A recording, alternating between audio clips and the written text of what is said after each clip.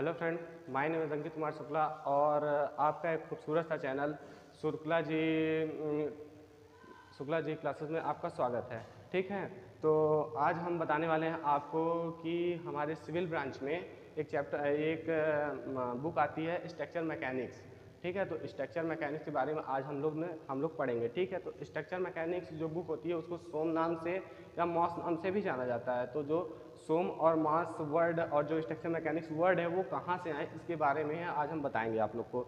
आपने कभी भवन निर्माण या बिल्डिंग बनाते हुए देखा है? जब बिल्डिंग बनाते हुए आप लोगों ने देखा होगा कुछ उसमें कॉलम्स बनाए जाते हैं, फाउंडेशन बनाई जाती है और बीम्स बनाए जाते हैं और दीवार ली जाती है, कितनी मोटी होगी कितनी पतली होगी सब ली जाती है। तो उसके बारे में ही यहाँ पे डीप अध्ययन किया जाएगा। ठीक है, तो वो जो होता है वो बीम्स होते हैं उसकी कितनी मोटाई ली जाती है और कॉलम्स होते हैं उसकी कितनी मोटाई ली जाती है, इसके बारे में जो अध्ययन किया जाता है वो स्ट्रक्चर मैकेनिक्स सोम्स और मॉस के अंदर पढ़ा जाएगा। ठीक है, तो वैसे जो स्ट्रक्चर मैकेनिक्स का डिफिनीसन होता है कि ये डिफिनीसन होता है कोई बीम है या फिर कोई स्ट्रक्चर है वो उस पर जब डिफॉर्मेबल मान लीजिए कोई बॉडी है, मतलब कि वो डिफॉर्मेशन हो सकता है। डिफॉर्मेशन का मतलब ये होता है कि वह थोड़ा मुड़ सकता है। डिफॉर्मेशन का मतलब ये होता है कि थोड़ा वह मुड़ जाए। ठीक है, जब कोई बॉडी है वो थोड़ा मुड़ सकती है तो क्या मतलब है कि कोई बॉडी है वो डिफॉर्मेबल मतलब डिफॉर्मेबल बॉडी है और उस पर अगर लोड लगाया जा रहा है तो बॉडी में उसके आकृति में कितना परिवर्तन होता है इसके बारे में हम जो अध्ययन करते हैं वो उसे कहते हैं स्ट्रक्चर मैकेनिक्स या फिर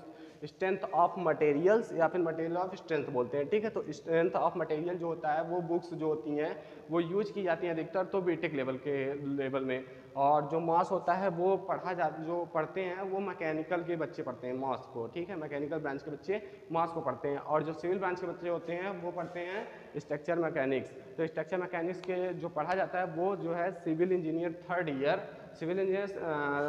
सेकेंड ईयर थर्ड सेमेस्टर के बच्चे पढ़ते हैं। ठीक है, तो इसमें जो है कितने चैप्टर्स होते हैं इसके बारे में आज हम आप लोग को बताएंगे। ठीक है, तो स्ट्रक्चर मैकेनिक्स में जो अकॉर्डिंग टू बीटी यूपी की सिलेबस के साथ जो हम आप लोग को बताने वाले हैं। ठीक है, तो इसमें पहला चैप्टर जो होता है आपका होता है प्रॉपर्टी ऑफ मैटर। तो प्रॉपर्टी ऑफ मैटर क्या होता है, मटेरियल्स क्या होता है, तो प्रॉपर्टी ऑफ मटेरियल्स जो होता है कि मतलब किसी पदार्थ के गुण, मतलब है कि किसी पदार्थ जो होता है कोई भी मटेरियल जो होता है वह उसके बारे में तथा उसके कितने पार्ट्स होते हैं इसके बारे में अध्ययन करेंगे और इसके कितने गुण होते हैं इसके बारे में अध्ययन करेंगे। अब अध्ययन करने का मतलब प्रॉपर्टी ऑफ मैटर का मतलब है कि मटेरियल जो है वह उसके कितने गुण है। जैसे होता है बहुत सारे मटेरियल में तन्यता का गुण होता है, मतलब उसको खींच के ताना जा सकता है। बहुत मटेरियल में कंप्रेसिव का गुण है, बहुत से कंप्रेस किया जा सकता है। और टेम्परेचर देने पे वह बहुत सारे मटेरियल में होता है कि वह उबलने लगता है, आयतन का विस्तार करता है। इसके बारे में मतलब पढ़ा जाएगा, डीप अध्ययन किया जाएगा। ठीक है, अगला चैप्टर आपका आता है सिंपल स्ट्रेसेस एंड स्ट्रेन। ठीक है, तो सिंपल स्ट्रेसेस एंड स्ट्रेन क्या होता है, मतलब इसको बोलते हैं साधारण प्रतिबल तथा आघूर्ण। साधारण प्रतिबल मतलब कहने का मतलब ये है कि कोई बीम है। ठीक है, कोई बीम है तो हम लोग ने प्रतिबल तो पढ़ा ही होगा लगभग 12th में। तो प्रतिबल बराबर क्या होता है, बल बटा क्षेत्रफल होता है, सिग्मा बराबर एफ अपॉन ए होता है। मान लीजिए कोई आपकी ये बॉडी है, ये मान लीजिए कोई बॉडी है, ये डेस्टर है वैसे, कोई मान लीजिए बॉडी है, इस पर कितने एरिया, मान लीजिए हम ये लेते हैं आपका कोई लोड है। ठीक है, इतने एरिया में लग रहा है। ठीक है, तो ये जो लोड इस पर लग रहा है जितने एरिया में ये जो लोड लग रहा है तो लोड अपॉन एरिया जितने एरिया में लग रहा है उसके जो बराबर होता है, मतलब अनुपात जो होता है उसको क्या बोलते हैं, स्ट्रेसेस बोलते हैं। स्ट्रेसेस से क्या आता है कि मतलब जब स्ट्रेसेस लगाए मतलब स्ट्रेसेस हो जाएगा उसमें तो उसकी आकृति में चेंजेस भी आते हैं। तो क्या होता है जब आकृति में चेंजेस आते हैं तो उसकी जो आकृति में चेंजेस आते हैं उसको तथा उसकी इनिशियल आकृति जो होती है उनके दोनों के जो अनुपात होते हैं उसको क्या बोलते हैं, स्ट्रेन। ठीक है, तो इसके बारे में अभी डीप अध्ययन किया जाएगा। चैप्टर अभी तो हम सिलेबस बता रहे हैं, सिलेबस बता देंगे तो आपको हम चैप्टर वाइज अच्छे से करते चले जाएंगे। अगला टॉपिक आता है आपका shear force and bending movement. Shear force क्या होता है, इसको बोलते हैं कर्तन बल और बेंडिंग मूवमेंट को हिंदी में बोलते हैं नमन आघूर्ण।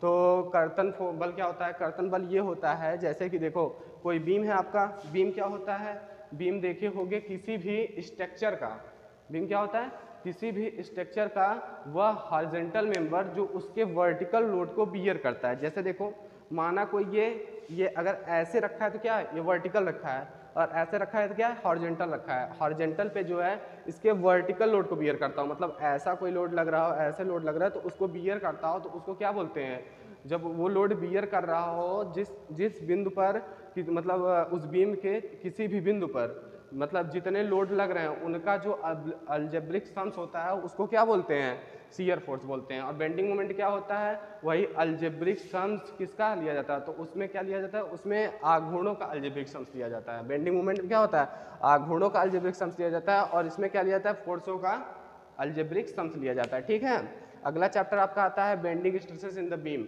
मतलब इसका हिंदी जो होता है, किसी भी बीम में जो है, बीम में बेंडिंग स्ट्रेसेस मतलब कि नमन प्रतिबल। ठीक है, किसी भी बीम में नमन प्रतिबल कितना आता है उसके बारे में अध्ययन करते हैं। अगला टॉपिक आता है आपका बीम में कर्तन प्रतिबल। जैसे बीम में अभी आपने पढ़ा है ना shear stress and bending moment, तो उसी के उसको डीप स्टडी करेंगे इसमें, beams in the shear stresses in the beam, मतलब कि किसी भी बीम में कितना कर्तन प्रतिबल आता है उसके बारे में अध्ययन किया जाएगा। इसके मतलब एक दो डेरिवेशंस हैं और एग्जांपल्स दिए हुए हैं, जैसे मान लो रेक्टेंगुलर शेप है, ट्रायंगुलर शेप है, और जैसे कि आई सेक्शन है, के सेक्शन है, यल सेक्शन, सब होते हैं, सेक्शंस होते हैं, उनके बारे में पढ़ा जाएगा कि इसमें कितना लोड आ सकता है, इसमें कितना शियर स्ट्रेसेस आएगा, और बेंडिंग मोमेंट बेंडिंग स्ट्रेसेस कितना आएगा, इसके बारे में हम अध्ययन करते हैं। ठीक है, अगला चैप्टर आपका आता है जैसे छठवां चैप्टर जो आपका है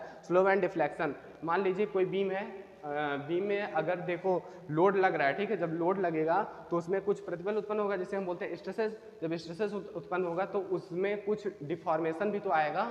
डिफॉर्मेशन को हम बोलते क्या है, डिफॉर्मेशन को हम विस्थापन बोलते हैं। हिंदी में सुना होगा विस्थापन, फिजिक्स में आपने एर्थ क्लास में पढ़ा होगा। विस्थापन किसे कहते हैं, कोई मतलब जो कुछ दूरी चली गई होती है, मतलब कुछ डिफॉर्मेशन आता है, उसी को विस्थापन बोलते हैं। समझ लो, मतलब कोई बीम है उसमें थोड़ा सा डिफ्लेक्शन हो जाए, कोई बीम के अपनी सूक्ष्म मतलब ऐसे बिना कुछ लगाए हुए किसी बीम में देखेंगे आप, तो क्या आप बता सकते हैं इसमें इतना डिफॉर्मेशन हुआ है, ऐसा नहीं बता सकते ना। तो उसको निकालने के लिए हम लोग एक चैप्टर पढ़ते हैं जिसे हम डिफ्लेक्शन बोलते हैं। स्लोप क्या होता है, कितने एंगल पे वो रोटेट हुआ है, मतलब कितने एंगल पे वो झुका, तो उसको हम स्लोप पे पढ़ेंगे। ठीक है, तो स्लोप एंड डिफ्लेक्शन पढ़ा जाता है, क्योंकि हम जानते हैं बीम में बहुत ही सूक्ष्म डिफ्लेक्शन होता है, तो इस वजह से इसको हम डीप अध्ययन करेंगे। दो तीन फॉर्मूलेस होते हैं, उस पर रख के निकाला जा सकता है। अगला चैप्टर आपका आता है कॉलम एंड स्ट्रस। तो कॉलम्स क्या होता है, जैसे कि किसी भी बीम, किसी भी भवन का वह वर्टिकल मेंबर जिस पे हॉरिजॉन्टल मेंबर रखा गया हो या फिर रहता हो, जैसे कि कोई भी बीम होता है उसका वर्टिकल मेंबर जो होता है वो क्या कहलाता है, कॉलम कहलाता है। ठीक है, अगला चैप्टर आता है moment of inertia. Moment of inertia तो लगभग हमें लग रहा है सारे बच्चे परिचित होंगे, क्योंकि हमारे जितने भी मित्र हैं सब लोग जो है 12th करके ही आए होंगे। जब 12th करके आए हैं तो आपको मालूम होना चाहिए कि मोमेंट ऑफ इनर्शिया आपने 12th में पढ़ रखा होगा। इसमें वही दो पार्ट्स होते हैं, समांतर अक्ष का प्रमेय होता है, लंब अक्ष का प्रमेय होता है, दोनों ही बहुत ईजी होते हैं, आराम से इसको कर सकते हो। मोमेंट ऑफ इनर्शिया वैसे बताया जाएगा, काफ़ी डीपली बताया जाएगा, क्योंकि हाँ डीपली है तो डीपली बताया जाएगा। अगला चैप्टर है एनालिसिस ऑफ द ट्रेसेस और फ्रेम्स। क्या होता है, जैसे देखा होगा आपने, ये जो ट्रेसेस की कैंचियाँ, इसका हिंदी क्या होता है, कैंची, आप लोग जानते ही होंगे। तो ट्रेसेस आपने समझ में आ रहा है कि कुछ कैंचियों के बारे में बताया जाएगा। तो एनालिसिस ऑफ ट्रेसेस और फ्रेम्स, तो वो कैंचियाँ नहीं है जो जिससे कपड़े उपड़े काटे जाते हैं, ये कैंचियाँ उसके बारे में बताया गया है। जैसे पुल में देखे होंगे तो ऐसा कुछ स्ट्रक्चर बना होता है, जैसे एक पुल है आपका तो ऐसा कुछ स्ट्रक्चर बना होता है, मतलब वायर से कसे गए होते हैं खूब अच्छे से, तो ऐसा कुछ स्ट्रक्चर एकदम बना होता है एकदम अच्छे से, तो उसको क्या बोलते हैं, तो उसको जो बोलते हैं उसी को बोलते हैं ट्रेसेस। तो उसके बारे में अध्ययन किया जाएगा कि कितना ट्रेसेस कैसे क्या किया जाएगा, तो उसके बारे में अध्ययन किया जाता है। ठीक है, और चलिए हम आपके इसके बाद अगले वीडियो लेक्चर में आपको हम प्रॉपर्टी ऑफ मैटर्स के बारे में बताएंगे। Okay, good bye.